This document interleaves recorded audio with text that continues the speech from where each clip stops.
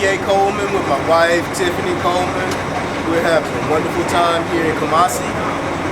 This trip is a trip of a lifetime. We enjoyed it from start to now. We're going to Cape Coast. Everything has been wonderful. I have seen a great deal of new things, and I encourage anyone to take this trip, and I'll let my wife add to that.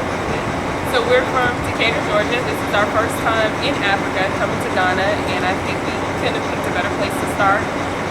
We started in Accra, and we enjoyed beautiful accommodations there. We got to check out the nightlife, and go to Kwame Nkrumah's memorial. That was a great experience.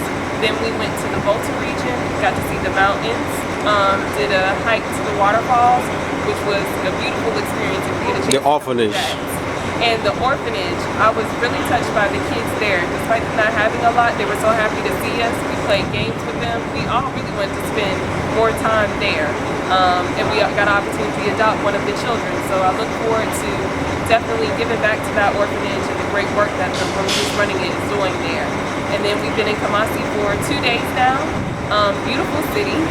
We got to go around to the marketplace and go to all the vendors and see where they make the actual kente cloth. So that was a great experience, and looking forward to going to Cape Coast now. All right. Well, what do you have to tell your families and friends out there?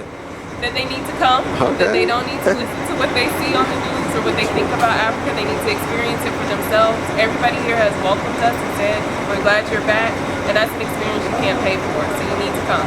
All right. Thank you. Thank you. Thank you.